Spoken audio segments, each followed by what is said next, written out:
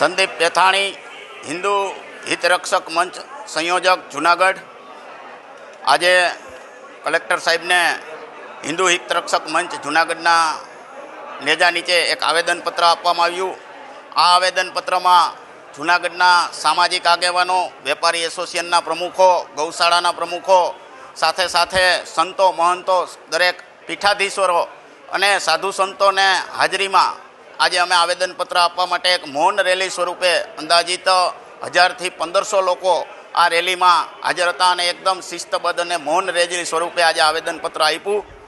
આ આવેદનપત્ર આપવા માટેનો હેતુ બાંગ્લાદેશમાં જે અલોકતાંત્રિક રીતના જે સરકાર રચવામાં આવી છેલ્લા 6 મહિના થયા અને હિન્દુ ધાર્મિક સ્થળો, હિન્દુ મા બેન દીકરીઓ ઉપરાંત હિન્દુ લોકો ઉપર જે અત્યાચારો, અમાનુષી અત્યાચારો થઈ રહ્યા છે એના વિરુદ્ધમાં આવેદનપત્ર આપવામાં આવ્યું છે।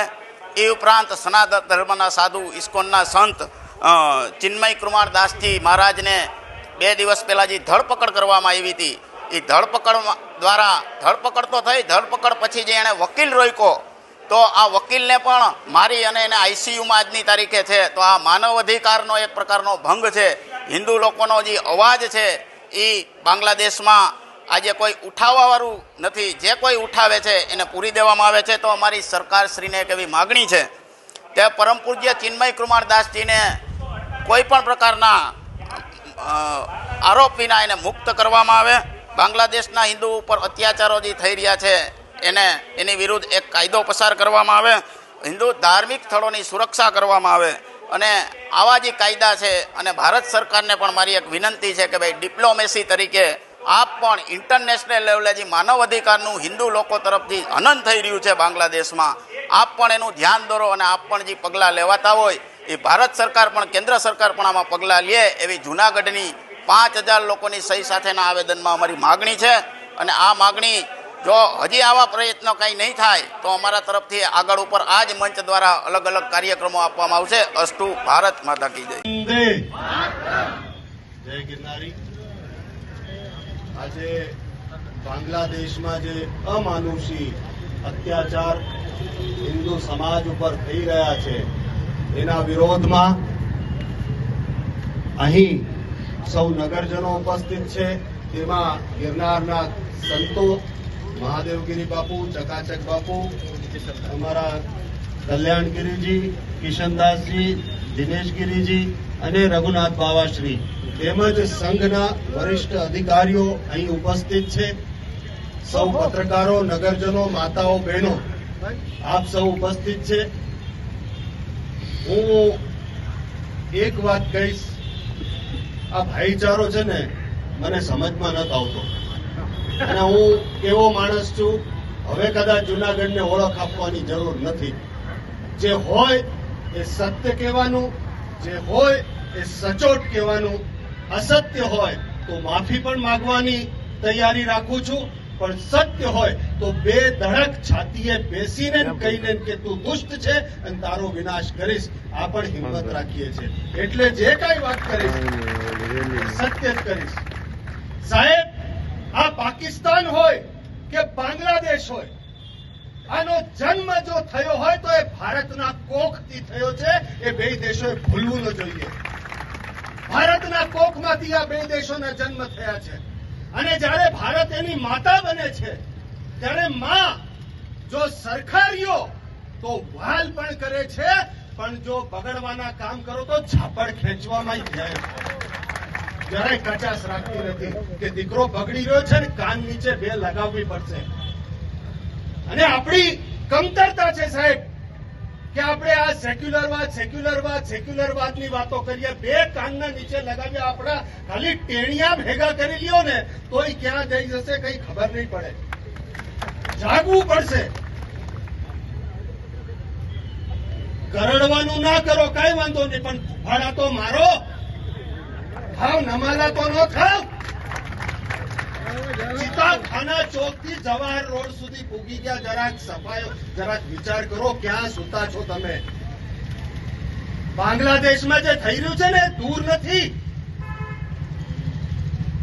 મને થોડુંક દુઃખ થાય છે કે જયારે આ અત્યાચારની વાત આવી ત્યારે આટલા જ બધા લોકો અહીંયા ફક્ત છે। રોજીરોટી મળી રહેશે, પણ રોજીરોટી સુરક્ષિત રહેવાની વ્યવસ્થા પહેલા કરવી જોઈએ. એના માટે જાગવું પડશે અને ફૂફાડા મારવા જ પડશે, એટલું યાદ રાખજો. યુપીની હાલત શું હતી તમને તો ખબર નહીં હોય. જુનાગઢમાં આપણે બધા મોજ મજા કરતા આવીશું, પણ યુપીમાં જયારે યોગી સરકાર નહોતી ત્યારે હિન્દુ પરિવારોની મા બાપના સામે દીકરીઓને ઉપાડી જતા ભાઈચારા વાળા. આ સત્ય ઘટનાઓ કહી રહ્યો છું. યોગીજી આવ્યા પછી એ થમી ગયું. એક સનાતની આવે ત્યારે મુસ્લિમ પણ સુરક્ષિત છે અને હિન્દુ પણ સુરક્ષિત છે. આ યાદ રાખવું જોઈએ. અને મને તો આજે વિચાર આવે છે કે આ સેક્યુલર વાદ વાળા ગયા ક્યાં? પાર્લામેન્ટમાં રાડું પાડતા હોય રાહુલ અને બધા સેક્યુલર ક્યાં ગયા? આજે બાંગ્લાદેશમાં અમારા માતાઓ બહેનો ઉપર બલાત્કાર થઈ રહ્યા છે. આજ બાંગ્લાદેશમાં હિન્દુ સમાજ ઉપર અત્યાચાર થઈ રહ્યા છે. અમારા દેવી દેવતાઓ ઉપર પ્રહાર થઈ રહ્યા છે. કેમ ચૂપ છો? કેમ યુએન ચૂપ છે? કેમ અમેરિકા ચૂપ છે? અત્યારે ક્યાં તમારો સેક્યુલર વાત ગયો? અત્યારે કેમ કોઈ યુએનમાં અવાજ નથી ઉઠતો? સમજવું પડશે. નરેન્દ્ર મોદી સાહેબ આજે વિશ્વમાં જે ફલક ઉપર ભારતને ખબર નહીં હોય. જુનાગઢમાં આપણે બધા મોજ મજા કરતા આવીશું, પણ યુપીમાં જયારે યોગી સરકાર નહોતી ત્યારે હિન્દુ પરિવારોની મા બાપના સામે દીકરીઓને ઉપાડી જતા ભાઈચારા વાળા. આ સત્ય ઘટનાઓ કહી રહ્યો છું. યોગીજી આવ્યા પછી એ થમી ગયું. એક સનાતની આવે ત્યારે મુસ્લિમ પણ સુરક્ષિત છે અને હિન્દુ પણ સુરક્ષિત છે. આ યાદ રાખવું જોઈએ. અને મને તો આજે વિચાર આવે છે કે આ સેક્યુલર વાદ વાળા ગયા ક્યાં? પાર્લામેન્ટમાં રાડું પાડતા હોય રાહુલ અને બધા સેક્યુલર ક્યાં ગયા? આજે બાંગ્લાદેશમાં અમારા માતાઓ બહેનો ઉપર બલાત્કાર થઈ રહ્યા છે. આજ બાંગ્લાદેશમાં હિન્દુ સમાજ ઉપર અત્યાચાર થઈ રહ્યા છે. અમારા દેવી દેવતાઓ ઉપર પ્રહાર થઈ રહ્યા છે. કેમ ચૂપ છો? કેમ યુએન ચૂપ છે? કેમ અમેરિકા ચૂપ છે? અત્યારે ક્યાં તમારો સેક્યુલર વાત ગયો? અત્યારે કેમ કોઈ યુએનમાં અવાજ નથી ઉઠતો? સમજવું પડશે. નરેન્દ્ર મોદી સાહેબ આજે વિશ્વમાં જે ફલક ઉપર ભારતને લઈ રહ્યા છે એની આ દેખાઈના લીધે આ બધું થઈ રહ્યું છે. આપણે જાગશું, આપણે બોલશું તો થશે. એક વાત યાદ રાખો, તમે કાનના નીચે ન મારી શકો ને તો બોલવાની તો હિંમત રાખો. બોલતા જાઓ તો લોકોને ખબર પડશે. બોલવું જ પડશે. બોલ્યા વગર નહીં ચાલે. અને આટલી વ્યસ્તતા હોવા છતાં કથામાં ભૂતનાથ મંદિરથી કથા થઈ રહી છે, તો પણ એમાંથી એટલા વ્યસ્ત સમયમાંથી જો હું અત્યારે સમય કાઢીને અહીંયા આવી શકું છું તો હું જુનાગઢને કહીશ કે તમે રોજીરોટીની ચિંતા કરીને શું અડધી કલાક ના કાઢી શકો? માનવ મેળામાં ઊભું થઈને ત્યાં જવું જોઈએ, વિરોધ દર્શાવવો જ જોઈએ. વિરોધ ના દર્શાવશો તો નોંધ નહીં લેવાય, એટલી યાદ રાખજો. અત્યારે ગિરનારને લઈને મારા ઉપર જે છાંટા ઉડી રહ્યા છે સહન કરું છું.